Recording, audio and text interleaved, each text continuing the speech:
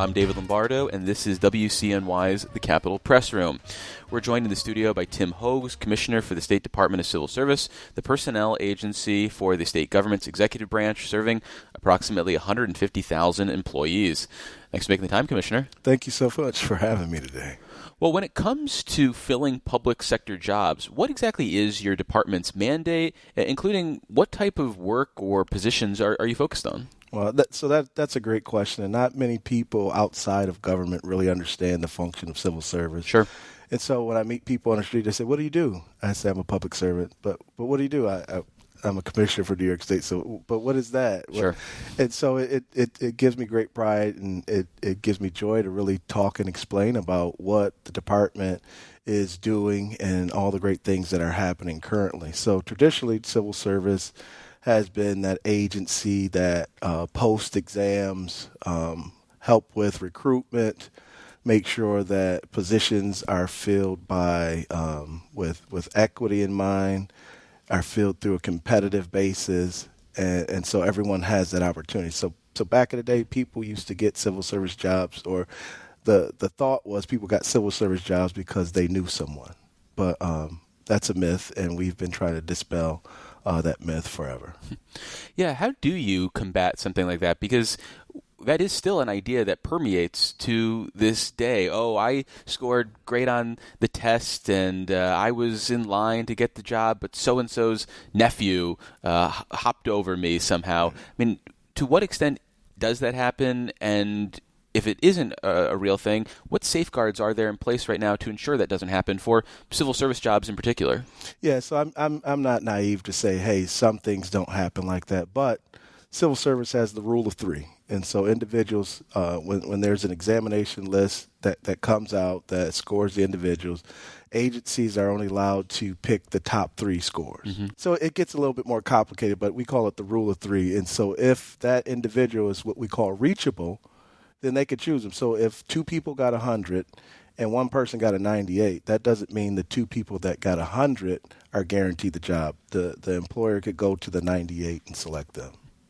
So I want to come back to your profile and how you entered this job. You've been here for 4 years now, but before that... So fast. Well, yeah, and before that you were with Erie County's government for about a decade. So what was it like transitioning from a personnel position at the county level, albeit a moderately large county in Erie County, to the state level? And did you bring anything in particular from that experience to the state level where you said, hey, why are we doing it XYZ? We could do it like this. Yeah, and so as your listeners may know, that New York State Civil Service has oversight over the local civil service agency. So we had been doing a lot of work with state civil service, so I knew something about it. But it was shocking, and I was like, oh, my goodness, I am going to have to be responsible for the entire state in doing this. But once I got here, found out I had a great staff, got up to speed. But I did ask those questions. I said, why does it take so long for a civil service examination to be scored and presented to local agencies, and why does the process just take so long? So that was one of the first things that I really wanted to attack. And I found out that there are some reasons, right? We want to make sure that we have test integrity. So before we start scoring anything, we have to have all the paper and all the test materials back to the state, go through them, verify them, and then we can start the scoring process and all those different things. And so I said, wow, that's a lot, because we're competing, sure. And especially in this post-COVID environment. People are making different decisions on where they want to work. Before it was like, hey, everyone wanted to work for the state, so you had lines and lines, and they would wait and wait and wait. But today it just isn't that way. And so we started to talk about that and figure out ways to change how that paradigm works. Well, one of the ways that the state responded to that hiring issue post-COVID was the launch of New York Helps, which has waived civil service exam requirements through 2028 for a lot of job vacancies. I was going through the list last night preparing for this interview, and it's been credited with helping fill more than 44,000 positions in state government as of June. Is this experience making you rethink the usefulness of those employment exams? So this experience, it happened when one of the commissioners for the direct care agencies Hmm. came to me when I first got here, and he said, "Hey, COVID happened. We had the Great Resignation, and we don't have the ability through the traditional civil service examinations to meet our minimum staffing requirements because the process takes too long." I'm a problem solver. I used to work at General Motors as an operations manager, and we love to solve problems and figure stuff out. So I didn't run from it. I said, "Come on, let's talk about it." He brought about 4 or 5 other commissioners, and we started that dialogue to see what we can do to help our customer. Right? I look at them as my customer, and Sure. so out of that was birthed the Helps program. So there was a couple things that I wanted to understand. One, I wanted to help our customer, but two, I also wanted to understand post COVID, are people still interested in public sector jobs? And the answer to that was an overwhelming yes, because we removed the barriers for a lot of people to enter. So prior to that, Governor Hochul had removed the examination fees, so that helped out a lot. And then when we instituted Helps, that took away the need for individuals to temporarily have to take a civil service examination. So that was another barrier that was removed. And so people say, wow, it could be wide open, rampant for nepotism and all that stuff. But we said that individuals have to meet the minimum qualifications of the job that is posted in order to be considered. But in eliminating the tests, at least temporarily, it seems to be a recognition, assuming you're happy with the people that are getting hired, that the tests aren't necessary for bringing in the best people or ensuring that you aren't handing out jobs to somebody's nephew. So have you been reevaluating the usefulness of these tests at all? So we are always looking at how do we make civil service better? How do we make that experience better?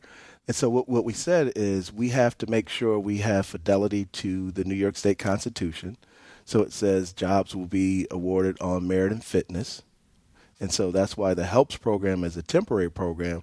Why, though? I mean, it seems like there's some wiggle room in that language. I mean, merit and fitness could be a test. It could be looking at a resume. It could be something and else. Some do argue that. And so, and it talks about a test where practicable. And so with that understanding and getting together with the team, we knew that we had to, from start to finish, we had to be more efficient. We had to be more customer friendly, and our process had to be more transparent. And so during the Helps program, the staff has been working on our next phase of what civil service will look like.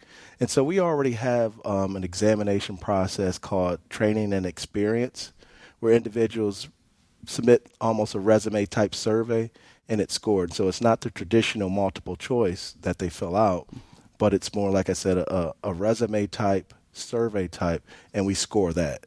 And so that is what we're transitioning to for pretty much all the jobs that are open to the public. What about the performance of the people who have been hired through this process? Are you doing anything to evaluate whether they are up to snuff, to help consider whether this process does work ultimately? I've been talking to a bunch of my partners across the state, and they have been raving about the Helps program. One, it's helped them fill up their staff, so reduces overtime, reduces stress on employees. But two, they continue to tell me that Helps employees are staying. And so pretty much at the same rate. We haven't seen a jump in attrition rates or anything like that. So it's been pretty regular. And so obviously when you get a larger volume of individuals in, you're going to get some turnover. The numbers are growing, but the rate isn't going. It's been pretty steady, and it's actually taken a little dip. And so we're excited about that. And part of it is the onboarding process. So the interview process, as you call it, could be a test. That process is critical, and we're trying to help agencies do their work up front to make sure that it's a great fit for not only the employer, but it's a great fit for the employee. And so when individuals are looking to join our agency, we try to give them a great picture of what they'll be doing, what the expectations is, what the work looks like, and then we can both make a decision. Because sometimes once they hear that full description of it, they'll say, "Oh, okay, no, thank you. This really isn't for me," and so we'll go on to another applicant of that. Well, as you pointed out, the origin of this program stemmed from trying to find a way to fill hard-to-fill jobs. So as it has expanded, do you have any data that backs the idea that this is helping fill hard-to-fill jobs as opposed to jobs that would have been filled anyway? So we still have those hard-to-fill jobs that exist, but the HELPS program has, no pun intended, has helped those individuals, agencies to fill some of them. There are still other things that we have to figure out what the agencies or the agency have to figure out to fill those, because I think those jobs will be around forever. That challenge will be around forever until we start to figure out what it is that just makes it difficult to fill. Now some jobs are just less desirable than others. Yeah, I mean, those direct care jobs are thankless jobs. Because of the requirements. Are soul-crushing unless you're really emotionally into it. They don't always pay the most. And so I'm curious, though, is there any data that suggests those types of jobs have actually benefited from this process? And it's not just, oh, I wanted this job anyway in some sort of white-collar profession, and now I don't even have to take a test. Right. No, and so we have filled, and so those have been some of our highest fills are the direct care agency positions at like OPWDD and health department. So we have seen a magnificent increase in the staffing levels. And like I said, the commissioners have talked to me and say, hey, this is great. We appreciate HELPS, and they were excited that it was able to be extended because it allows them to not only fill, but to provide those supports and services to New York residents, but also for employees, so current state employees. Once you fill the frontline stuff, it gives opportunities for promotion. And so that is one of those retention things that we are excited about, filling the ranks, reducing the stress on the workforce, and also allowing for promotional opportunities because you have the backfills. And after a quick break, we'll have more with Tim Hogues, Commissioner for the New York State Department of Civil Service. Support for the Capitol Press Room comes from O'Donnell & Associates, a public affairs firm providing strategic guidance to businesses and nonprofits on navigating policy and regulatory issues. More information is available at o'donnellsolutions.com. I'm David Lombardo, and you're listening to WCNY's The Capitol Press Room, and we're continuing our conversation with Tim Hogues, Commissioner for the State Department of Civil Service, which has been implementing the state's New York HELPS program, which has waived civil service requirements through 2028 for many job vacancies and has been credited with helping fill more than 44,000 positions in state government. Well, in addition to helping the state government fill jobs, New York Help has also been utilized by local governments all over the state, but most notably, New York City has opted out of this program. So what sort of efforts have been made to either persuade or coerce New York City to opt into this? Because they have some big vacancies down in the 5 boroughs. We don't try to persuade or coerce anyone. You're never like, hey, look how great things are in XYZ County. So we could be you. So we let all the localities know about HELPS. We've done trainings, we've done informational sessions, and just to let them know how great it's working and the back office type stuff that's involved. Mm-hmm. As we all know, New York City is just a different type of thing, and so we've been in contact with them. I think maybe they thought about it early on, but for whatever reason, I think there's been conversation with some of their major unions. Yes, I think that's definitely part of it. That have had some pushback, and I've had conversation with some of those union leaders from New York City talking about HELPS, and they explained to me some of their concerns and that type of stuff. So we leave it in the hands of DCAS and the mayor's office for New York City, but across the state, so many other localities have taken advantage of it. And matter of fact, when we announced HELPS on the state level, I got so many calls from county executive offices and mayor's office saying, hey, what about us? We are having a difficult time filling our positions too. And so then that's when we flipped it over to include the locals as well.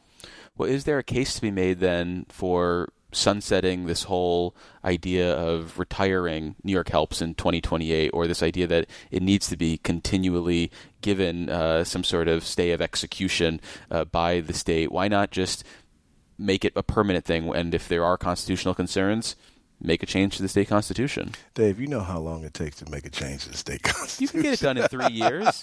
I mean, if we pass something in a special session in 2026, adopted in 2027, it's before the voters in the fall. I mean, we just saw that with a redistricting amendment. So if there's a will, there's a way, Commissioner. So I really, truly believe in the transformation efforts that we are embarking on. Mm-hmm. We're down the road on that. And so we believe by June of 2028, we will be there as far as our transformation. So I talked about switching from a paper and pencil in a classroom to a training and experience opportunity that individuals will be able to take on a phone, a computer, tablet, something like that. And so that is going to reduce the time that it takes for individuals to get results back. We're also shifting from creating this huge list to advertising positions in a specific location. So if there is a Typist 2 opportunity in the city of Buffalo for OPWDD, that specific job location shift will be listed. And so individuals that are only interested in working in Buffalo as a Typist 2 for OPWDD will apply through a T&E, which is a quick survey/resume type thing, and then they will get their response back not in months or years, but weeks. Optimistic. No, we can do it. Well, I want to pivot to another issue that you guys have been focusing on for a couple of years now as a result of money getting put aside a few budget cycles ago for your department to study the difference in private sector and public sector salaries. Back in February, you testified before the legislature that the analysis was complete. So what did you learn from that review?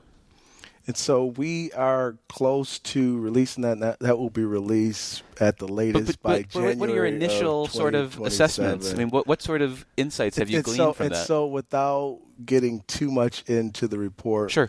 We know, or the analysis has showed us that we are competitive in a lot of areas, titles, jobs, with the private sector and not-for-profit sector. And then there's opportunities in other areas of the state. And so it's a mixed bag. So it doesn't come out and say, hey, everything is below or everything is above or everything is right on par. But there are sectors, because we've been doing things all along, albeit piecemeal, to make sure that we're competitive. But when I got in, I said, I would like to see a full analysis to show us where we stand so we can stop doing some of this piecemeal stuff. And so I'm excited about when the report will come out and people will have the opportunity to check it out. But the other thing I want to emphasize, so the report will have multiple recommendations. And so it doesn't mean that you have to do all of them. It says, hey, if you do this, then you might be able to adjust this.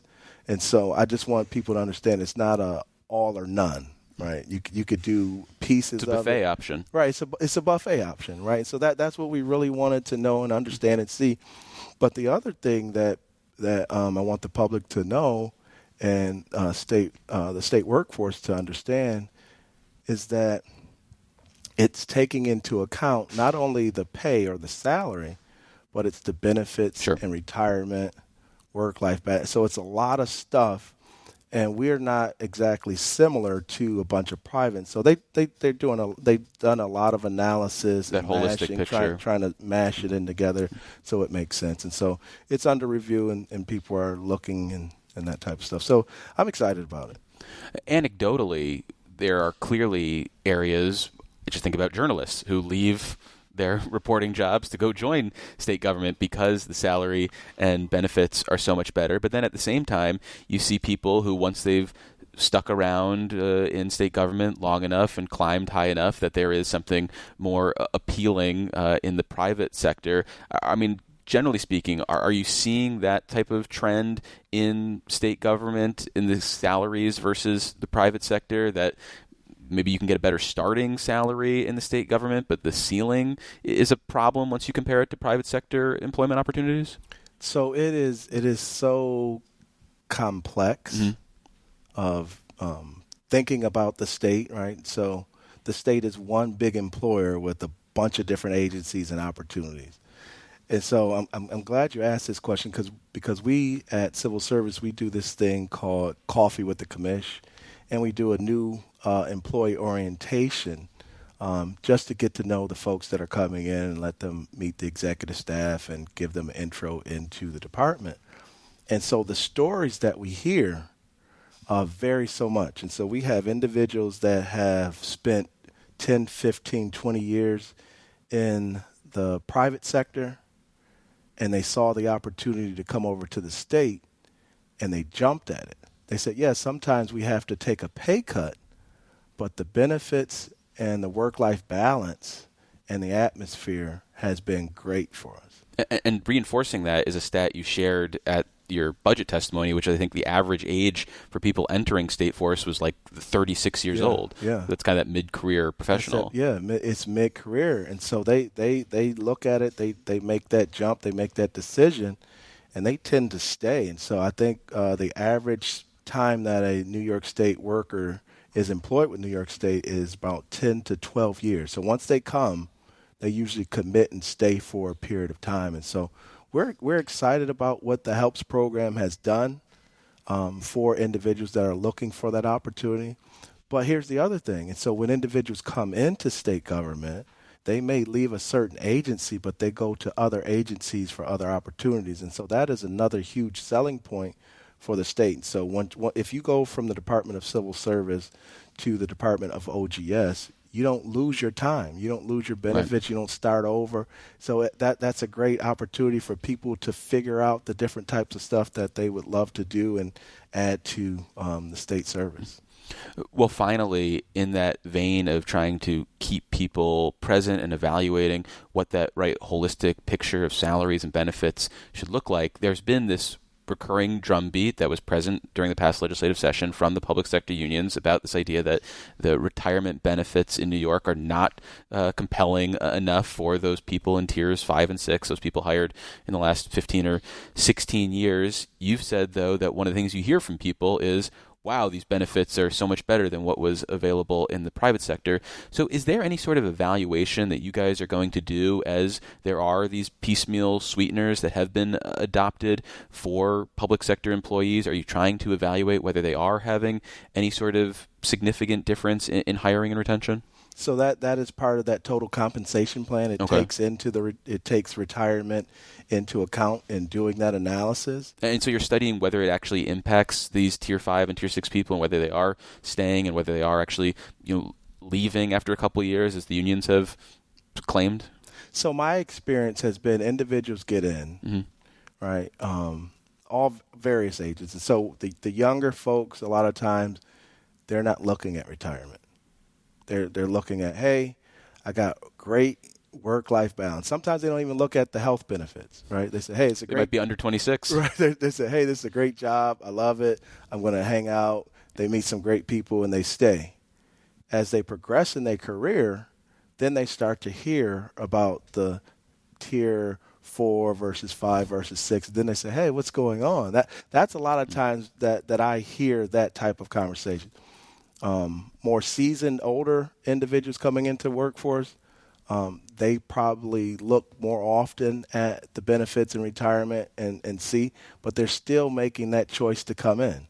And so once again, it's a mixed bag. It depends on where you're coming from, your experience, and all those different things that factor into your choice of saying, yes, tier 6 is great for me or no. And so we, like I said, with HELPS program, it's brought in a whole bunch of people. In that 44,000 we talk about, that's 27,000 plus new individuals to state government, because the HELPS program allows state employees to move up as well. Sure. And so when we talk about new people to state government, it's over 27,000 that have come in, and they're not leaving. And so it's been good. And I know that the governor and the legislature have addressed. They continue to address Tier 6, and so we'll see where it goes in that part. But like I said, in my personal experiences, it helps has alleviated a lot of that conversation, and people have that opportunity to enter into state government with fewer barriers. And so I think the barriers, I'll leave that alone. Well, we've been speaking with Tim Hogues. He is the commissioner for the State Department of Civil Service. Commissioner Hogues, thank you so much for making the time. I really appreciate it. Thank you so much. I appreciate it. Support for the Capitol Press Room is provided by New York State United Teachers, a statewide union of nearly 700,000 professionals in education and healthcare.